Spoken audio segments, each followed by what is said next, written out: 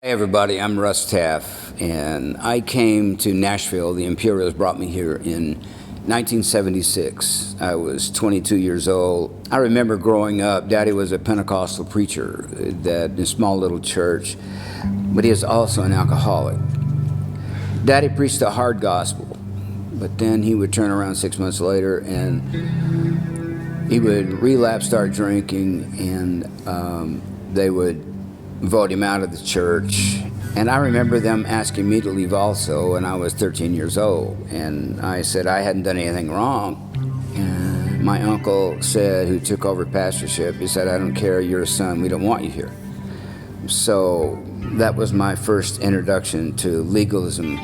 My parents were raising me the way they were raised. It was daily. You're not worth the bullet to shoot you with. You're not worth the salt that goes on your bread, and you'll never amount to anything.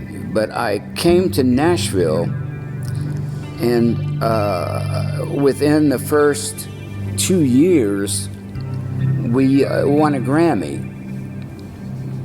And I remember getting the Grammy and going back to the hotel with Tori, my wife, and celebrating with everybody. But within an hour, all of that was gone, and I would move back to that place if I'm not good enough. It was a long, hard struggle. We were playing in front of thousands of people, and I would feel the presence of God move, but I would get back on the bus, and it was like, "God, do you like me now? Do you like me now? Because you did something tonight," and I felt it. Underneath everything, all of this was this anger and rage at the way I grew up. 26 years old, and never drank because of Daddy. I just stayed away from it. We were in New York for 7 days, and it was the middle of summer, so hot. But all the Cokes were gone out of the refrigerator, and there were 3 Heinekens. And I thought, well, I'll try that. You know, people I know drink, and they're Christians, they love God. And so I had one, and man, I began to feel something. I can't even explain, but those voices in my head got just a little quieter. And so I had another, and those voices got quieter. And by the third one, those voices, I didn't hear them anymore. I don't feel this angst and this hurt and this pain anymore. This must be how normal people feel. But not realizing that within a short amount of time it turns on you, and then all of a sudden you become a slave, and you turn into your dad.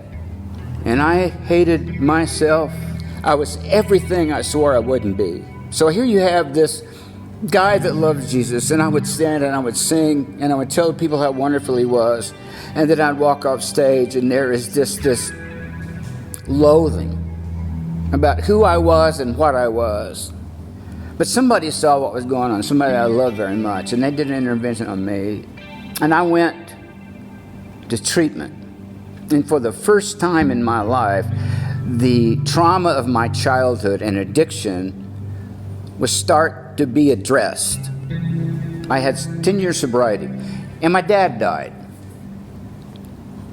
And I was standing at the casket, and it was like, I love him because he's my dad. You're supposed to love your dad. But then that other side of me, I was so angry. Why did you do that?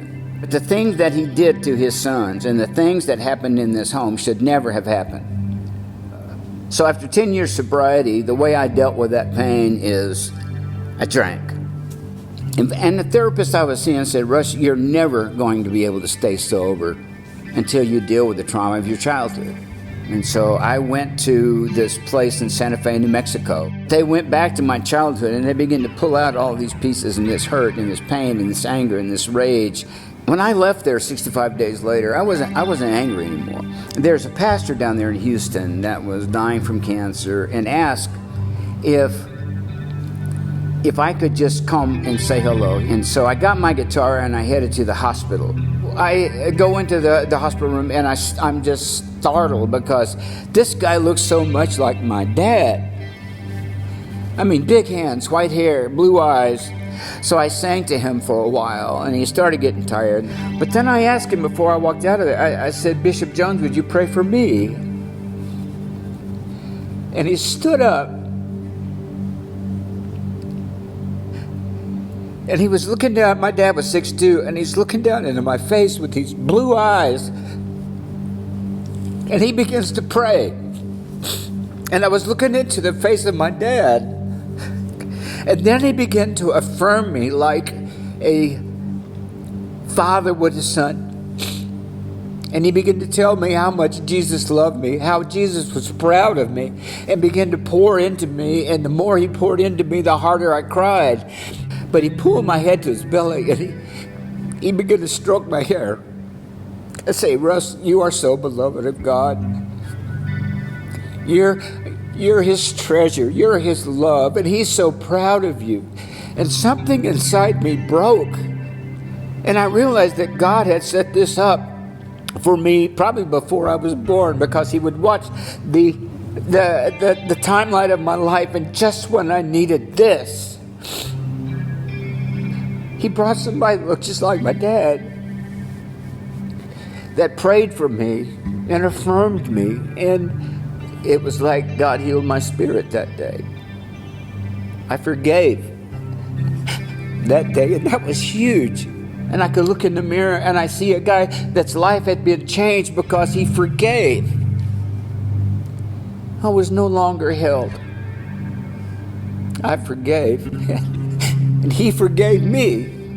And I have seen incredible things happen in me. He's turned me into the father I always wanted to be. He's turned me into the husband I've always wanted to be.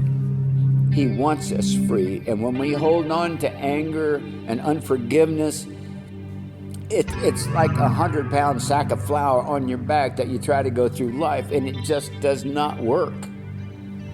But when you can lay it down and say, Father, forgive me.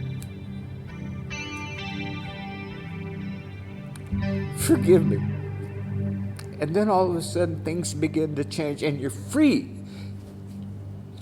I hope you can experience that in your life.